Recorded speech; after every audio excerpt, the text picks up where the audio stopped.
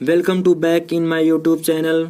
दोस्तों, मैं आप सभी लोगों को एक्टिव एंड पैसिव वॉइस पढ़ा रहा हूं। तो अभी तक मैंने इंट्रोगेटिव प्लस नेगेटिव सेंटेंस का एक्टिव वॉइस से पैसिव वॉइस बनाना सिखा दिया हूं।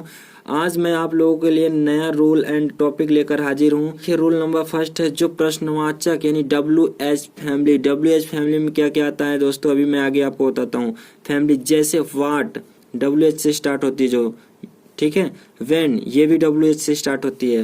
वेयर, वाई, ETC तथा हु को छोड़कर, देखिए हु को छोड़ दीजिए। अभी मैं लास्ट में इसके लिए एक अलग से रूल और एग्जांपल्स करवा दूंगा। से प्रारंभ होते हैं उनका पैसिव वॉइस इस प्रकार से बनाते हैं। आइए देखते हैं। एग्जांपल है, when does he help me. When does he help me, तो यहाँ पे क्या करेंगे, जो हमारा WH फैमिली दिया रहेगा उसको सेम हियर यहाँ पे लिख देंगे, नो चेंजिंग। यहाँ पे क्या होगा, नो चेंजिंग, ठीक है। WH फैमिली को पैसिव वॉइस बनाते समय नो चेंजिंग करेंगे। और आपको पता है ये प्रेजेंट इंडेफिनिट टेंस है। प्रेजेंट इंडेफिनिट टेंस में एक्टिव वॉइस की सहायक क्रिया डू और डज होती है, लेकिन पैसिव वॉइस में सहायक क्रिया इज, एम, आर होती है। तो यहाँ पे हमारा सब्जेक्ट कैसा है, यहाँ ऑब्जेक्ट मी है। मी हमारा किस में चेंज हो जाएगा, सब्जेक्ट में। तो मी हमारा यहाँ आई में हो जाएगा, तो आई के हिसाब से यहाँ पे क्या लगेगा, एम लगेगा। व्हेन एम आई, अब मुख्य क्रिया का फर्स्ट फॉर्म किस में हो जाएगा, थर्ड फॉर्म में हो जाएगा। हेल्प का क्या हो जाएगा, हेल्प्ड। और ही क्या है, हमारा सब्जेक्ट है, तो पैसिव वॉइस में क्या हो जाएगा, ऑब्जेक्ट हो जाएगा। ही का हिम हो जाएगा। और दोस्तों मैं आपको बताया हूं कि ऑब्जेक्ट से पहले बाई का प्रयोग किया जाता है। तो दोस्तों इसी प्रकार से आपको सारे क्वेश्चंस करने हैं। तो आइए सबसे पहले मैं आपको क्वेश्चनिंग सेंटेंसेस का फार्मूला बता देता हूं। देखिए क्वेश्चनिंग सेंटेंसेस का फार्मूला एक्टिव वॉइस में क्या होता है, यहाँ पे WH फैमिली रहती है, फिर यहाँ पे हेल्पिंग वर्ब होता है, फिर हमारा सब्जेक्ट होता है, यहाँ मेन वर्ब होता है टेंस के अनुसार दोस्तों, ठीक है। फिर ऑब्जेक्ट होता है और लास्ट में क्वेश्चन मार्क लगा होता है। लेकिन जब इसको हम पैसिव वॉइस बनाते हैं तो देखिए यहाँ पे चेंजिंग क्या होती है। WH फैमिली में नो चेंजिंग होती है, मैंने आपको पहले ही बता दिया। यहाँ पे नो चेंजिंग ज्यों क्या त्यों लिख देंगे। यहाँ वाट है तो वाट लिख देंगे, वेन है तो वेन लिखेंगे, वेयर है तो वेयर लिखेंगे, वाई है तो वाई लिख देंगे। प्लस पैसिव वॉइस यानी टेंस के अनुसार पैसिव वॉइस की हेल्पिंग वर्ब लिखेंगे। फिर यहाँ ऑब्जेक्ट को हम सब्जेक्ट में चेंज कर देंगे। उसके बाद मुख्य क्रिया का तीसरी अवस्था यानी थर्ड फॉर्म लिखेंगे, प्लस बाई और सब्जेक्ट को हम ऑब्जेक्ट में कन्वर्ट कर देते हैं, ठीक है।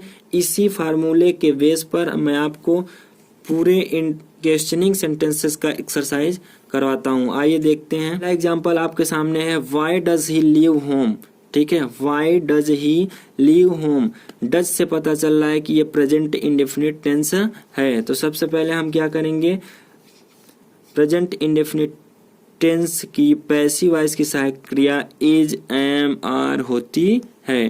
तो यहाँ पे हम देखेंगे हमारा सब्जेक्ट क्या है, होम है, एक वचन करता है। वाई इज होम, अब लीव का थर्ड फॉर्म लिव्ड हो जाएगा। वाई ही का ऑब्जेक्टिव क्या हो जाएगा, हिम हो जाएगा। तो इस तरह से ये इसकी पैसिव वॉइस बन गई, why is home lived by him. Next example, when are they playing hide and seek. Hide and seek का मतलब होता है आंख मिचौली या लुका छिपी, ठीक है।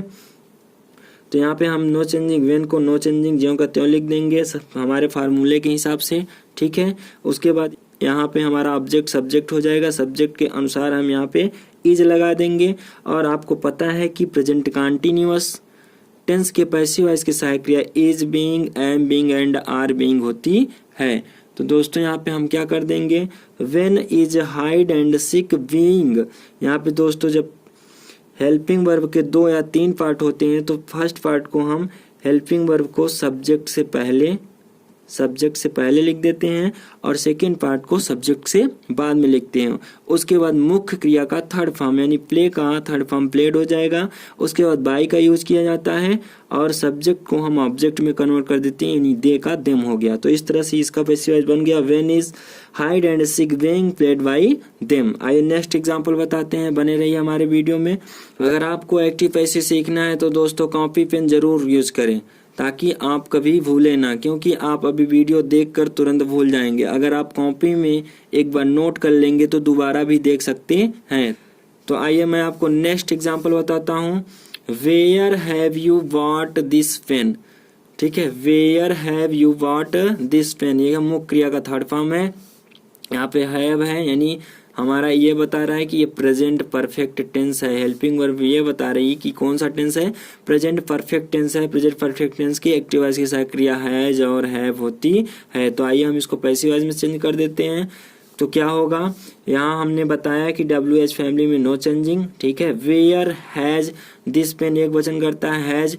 उसके बाद यहाँ पे प्रेजेंट परफेक्ट टेंस की पैसिव वॉइस की सहायक क्रिया हैज बीन और हैव बीन होती है। तो दोस्तों हेल्पिंग वर्ब के दो पार्ट हैं, तो फर्स्ट पार्ट को हम सबसे पहले लिख देंगे, उसके बाद सब्जेक्ट को लिखेंगे, और हेल्पिंग वर्ब के दूसरी पार्ट सब्जेक्ट के बाद लिखते हैं। और यहाँ पे वाट ऑलरेडी थर्ड फॉर्म में है, क्योंकि प्रेजेंट परफेक्ट टेंस में मुख्य क्रिया का यानी एमबी का थर्ड फॉर्म ही प्रयोग किया जाता है।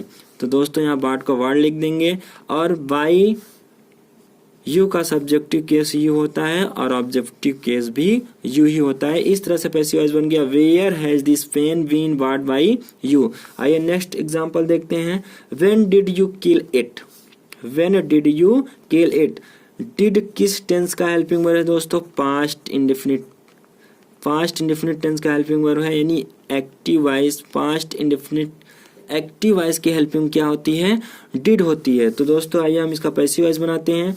तो दोस्तों पास्ट इंडेफिनिट टेंस के पैसिव वॉइस की हेल्पिंग वर्ब क्या होती है, वाज और वर होती है। तो दोस्तों यहाँ पे हम चेंज करेंगे, इट हमारा क्या है, एक वचन करता है, यानी यहाँ पे ऑब्जेक्ट है, इट का ऑब्जेक्ट क्या होगा, इट ऑब्जेक्ट से चेंज होगा, सब्जेक्ट में भी इट होगा, ठीक है। यहाँ वेन है, नो चेंजिंग मैंने आपको बता दिया। वेन वाज इट, किल का थर्ड फॉर्म किल्ड हो जाएगा, बाई यू को यू ही लिखते हैं, ठीक है ना। इस तरह से यह बन गया when was it killed by you. Next example, what were they doing there, what were they doing there, were से क्या पता चल रहा है कि ये पास्ट कंटिन्यूअस टेंस है, ठीक है। पास्ट कंटिन्यूअस टेंस में एक्टिव वॉइस की हेल्पिंग वर्ब वाज और वर होती है। पैसिव वॉइस की हेल्पिंग वर्ब वाज बीइंग, मैंने आपको बार बार बता रहा हूँ, was being and were being होती है। इसका पैसिव वॉइस करते हैं। यहाँ वाट है, नो चेंजिंग, ठीक है। देयर, देयर यहाँ पे देयर बहुवचन के रूप में भी प्रयोग किया जाता है, एक वचन के रूप में भी प्रयोग किया जाता है, लेकिन यहाँ पे देयर सब्जेक्ट का कार्य कर रहा है, इसलिए यहाँ पे क्या लगेगा, वाज, वाज देयर। और उसके बाद मैंने बताया है बीइंग, बीइंग डू का यानी डूइंग, यहाँ डू का फॉर्म में डन कर देंगे, डू डिड डन, ठीक है। बाई दे का ऑब्जेक्टिव केस क्या होगा, देम। इस प्रकार से इसका पैसिव वॉइस बना, what was there being done by them. Next example आइए ध्यान दीजिए। Why had you posted a letter, दोस्तों हैड और पोस्टेड यानी वर्ब का थर्ड फॉर्म से पता चल रहा है कि ये पास्ट परफेक्ट टेंस है। तो दोस्तों पास्ट परफेक्ट टेंस के एक्टिव वॉइस की हेल्पिंग वर्ब हैड होती है और पैसिव वॉइस की हैड बीन होती है। तो आइए दोस्तों हम इसका पैसिव वॉइस बनाते हैं। यहाँ पे WH फैमिली है, नो चेंजिंग, ठीक है। वाई को वाई लिख देंगे। उसके बाद यहाँ पे हैड बीन यानी दो पार्ट है। हेल्पिंग वर्ब कितने पार्ट हैं, दो पार्ट हैं। एक पार्ट को हम सब्जेक्ट से पहले, यहाँ पे हमारा ऑब्जेक्ट लेटर है, यहाँ आएगा सब्जेक्ट हो जाएगा, तो सब्जेक्ट पहले एक पार्ट हेल्पिंग वर्ब की, उसके बाद दूसरे पार्ट को सब्जेक्ट के बाद लिखते हैं, यहाँ पे बीन हो गया।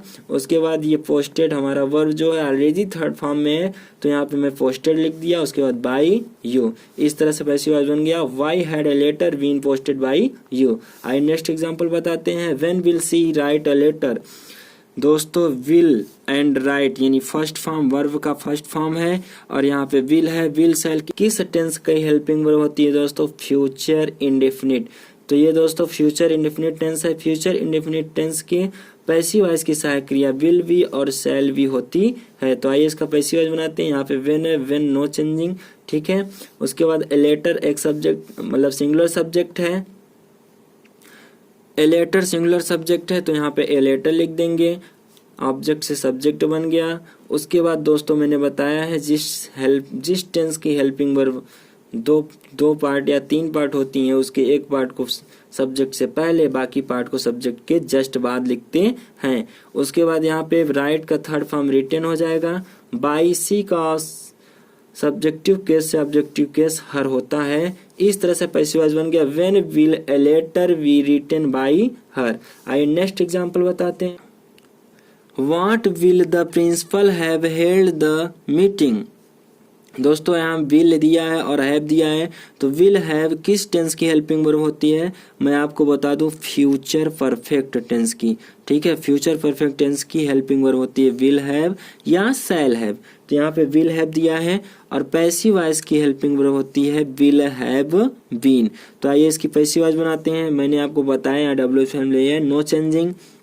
उसके बाद मैंने बताया है कि अगर हेल्पिंग वर्ब के 3 पार्ट या 2 पार्ट हैं तो एक पार्ट को सब्जेक्ट से पहले लिखना है, बाकी सारे पार्ट को सब्जेक्ट के जस्ट बाद लिखना है। तो यहाँ पे हमने विल लिख दिया, उसके बाद हमारा ऑब्जेक्ट द मीटिंग था, इसको मैंने सब्जेक्ट बना लिया द मीटिंग। उसके बाद दोनों पार्ट को जस्ट यहाँ लिख दिया, हेल्पिंग वर्ब के दोनों पार्ट को जस्ट लिख दिया। उसके बाद मुख्य क्रिया का थर्ड फॉर्म ऑलरेडी दिया हुआ है, यहाँ पे हेल्ड लिख दिए। उसके बाद बाई द प्रिंसिपल ऑब्जेक्ट। ठीक है, तो इस तरह से हमारा पैसिव वॉइस बन गया what will the meeting have been held by the principal. तो आज के लिए इतना ही। अगर आप लोगों को हमारा वीडियो अच्छा लगा हो तो लाइक कर दीजिए और चैनल को सब्सक्राइब कर लीजिए, बेल आइकन को जरूर दबाइए और दोस्तों हो सके तो ज़्यादा से ज़्यादा शेयर करिए। अगर आप लोग चाहते हैं कि मैं वीडियो बनाऊं तो अपना कमेंट जरूर दें। ठीक है, अगर आप लोगों को अन्य टॉपिक पढ़ना है तो कमेंट में बताएं। Thank you all of you.